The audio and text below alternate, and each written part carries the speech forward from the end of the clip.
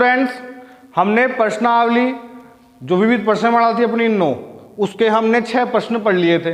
अब आज से अपन 7वां प्रश्न स्टार्ट करेंगे। ठीक है, देखो ध्यान से।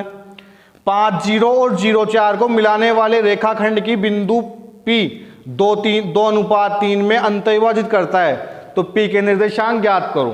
हमने जो 9.2 का पहला प्रश्न पढ़ा था वैसा का वैसा प्रश्न ही है पूरा। हमें 2 बिंदु दिए हुए हैं जिसको हमने लिख दिया 5 0 और 0 4। सही है, इसको कोई बिंदु है P इनके मध्य के अंदर जो इसको 2:3 में अंतर्विभाजित करता है, तो उस बिंदु के निर्देशांक ज्ञात करने हैं, जो अपन ने क्या मान लिए x y। अब जो दिया है उसको उतार देंगे पहले अपन। a की जगह क्या लिखूं 5 0, b की जगह क्या लिखूं 0 4, और m1 अनुपात m2 क्या दिया हुआ है 2:3। अब जो P बिंदु है x y, इसका निर्देशांक निकालने का फॉर्मूला क्या होता है m1 x2 plus m2 x1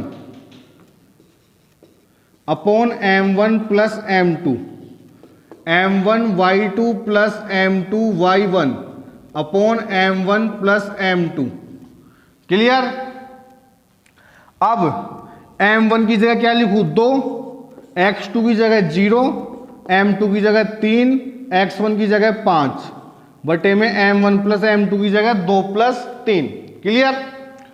फिर वापस m1 की जगह 2, y2 की जगह 4, m2 की जगह 3, y1 की जगह 0 बटे में m1 प्लस m2 की जगह 2 प्लस 3। 2 को 0 से गुणा किया 0 समाप्त हो गया, 3 को 5 से गुणा किया तो 15 बटे में 2 और 3 5। सही है। 2 को 4 से किया तो 8, 3 को 0 से किया 0 समाप्त बटे में 2 और 3 5। 5 का भाग 15 में 3 बार और 8 बटे में 5 आ जाएगा ऐसे की ऐसे। तो P के निर्देशांक क्या हुए 3 और 8 बटे में 5। इस प्रकार से हमारा 7वां प्रश्न पूरा हो गया। अब 8वां प्रश्न, हमें 3 बिंदु दिए हुए हैं और बोला हुआ है कि तीनों बिंदु क्या है संरेख है। क्या है संरेख। तो हम जानते हैं जब तीनों बिंदु एक ही रेखा में होते हैं उसको अपन संरेख बोलते हैं, और जब भी तीनों बिंदु संरेख होते हैं तो कभी भी त्रिभुज नहीं बनता है, मतलब त्रिभुज का क्षेत्रफल क्या होता है 0 होता है।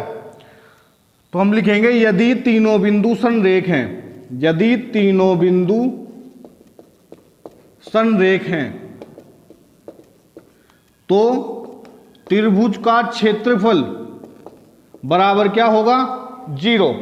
तो त्रिभुज के क्षेत्रफल का फॉर्मूला क्या होता है 1/2 x1 y2 minus y3 plus y3 minus y1 plus y1 minus y2, और यहां पे x2 और x3 हो जाता है।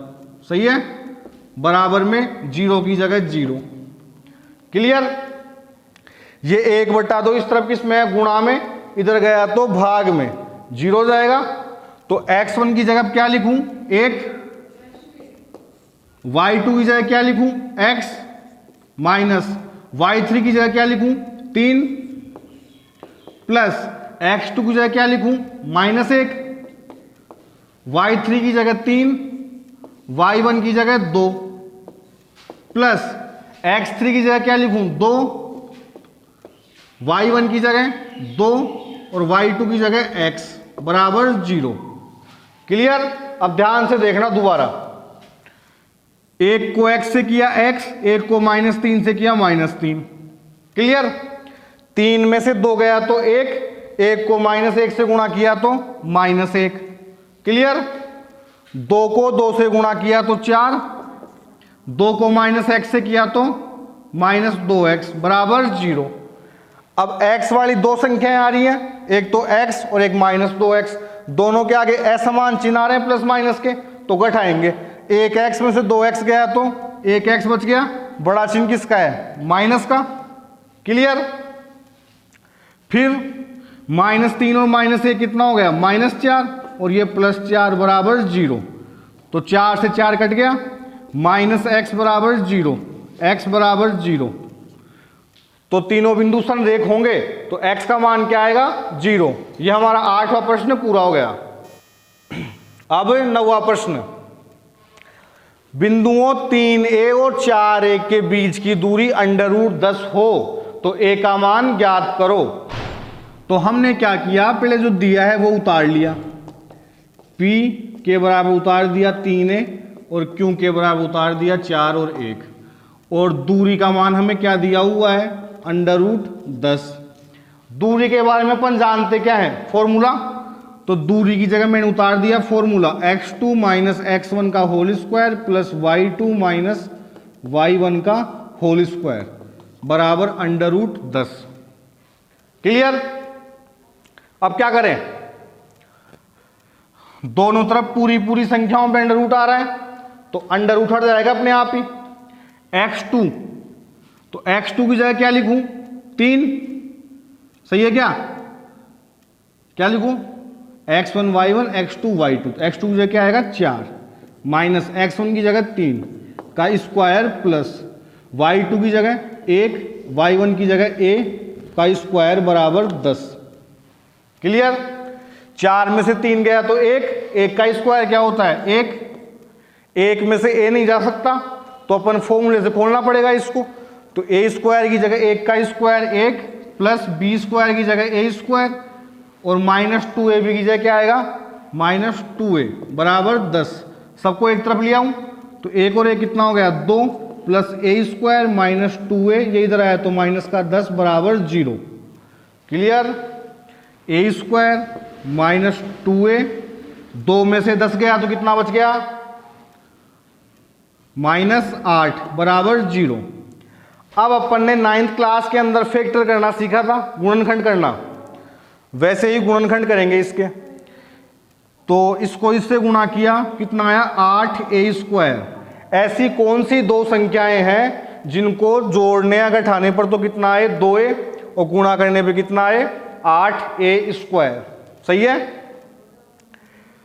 तो देख लो आराम से, 8 का एलसीएम निकाल के देख लो, 2 4 2 2, सही है। तो 2 को 2 से गुणा किया तो 4 और ये 2, सही है। तुम्हें जैसे भी टुकड़े करना आता हो वैसे कर लेना। तो मैं a स्क्वायर उतार दिया, ये माइनस का 8 उतार दिया बराबर 0, और 2a की जगह 2 टुकड़े उतारने हैं 4 और 2 a लगाकर, 4a और 2a। अब अपन जानते हैं कि हम 4 में से 2 घटाएंगे तब 2 आएगा, सही है। तो घटाते कब है, जब असमान चिन्ह आए तब। तो सीधी सी बात है, यहाँ पे असमान चिन्ह आएंगे, एक आएगा माइनस का, एक आएगा प्लस का। अब बात आती है माइनस का कौन सा आएगा, प्लस का कौन सा आएगा, सही है। तो यहाँ कौन सा चिन्ह है माइनस का, मतलब बड़ा चिन्ह किस, बड़ी संख्या के आगे माइनस और छोटी के आगे प्लस। क्लियर। अब कॉमन लेना है, दोनों में कॉमन क्या आ रहा है a, क्या बच गया a माइनस, यहाँ क्या बच गया 4 प्लस, दोनों में कॉमन कुछ समान कुछ भी नहीं आ रहा, दोनों में भाग किसका जा रहा है 2 का, तो 2 कॉमन ले लिया, क्या बच गया a, 2 का भाग 8 में 4 बार, ब्रैकेट में समान संख्या आ रही है, मतलब अपना सवाल सही है, सही है। अब समान वाले को एक साथ उतार देंगे, a माइनस 4 a प्लस 2 बराबर 0, सही है। अब अलग अलग के बराबर 0 रखेंगे, a माइनस 4 बराबर 0, ये इधर गया तो प्लस का 4, a प्लस 2 बराबर 0, ये इधर गया तो माइनस का 2, सही है। तो a का मान क्या हो सकता है 4 या फिर -2। क्लियर, ठीक है। अब 10वां प्रश्न, यदि बिंदु x y बिंदु 2 1 और 1 -2 से समान दूरी पर हो तो कोई भी कथन है वो निकालो या समीकरण निकालो। तो कोई बिंदु है P जिसके निर्देशांक क्या है x और y, इससे समान दूरी पर दो बिंदु हैं A और B, ठीक है, जिसके निर्देशांक हमें दे रखा है 2 1 और 1 -2, ठीक है। अब जो हमें दिया हुआ है पहले वो उतारते हैं। P तो क्या दिया हुआ है x y, A क्या दिया हुआ है 2 1 और B क्या दिया हुआ है 1 -2, सही है। फिर दूरी का फॉर्मूला √x2 माइनस x1 का whole square plus y2 minus y1 का होल स्क्वायर। क्लियर। अब प्रश्न के अनुसार हमें क्या दिया है कि PA के बराबर क्या है PB है, सही है।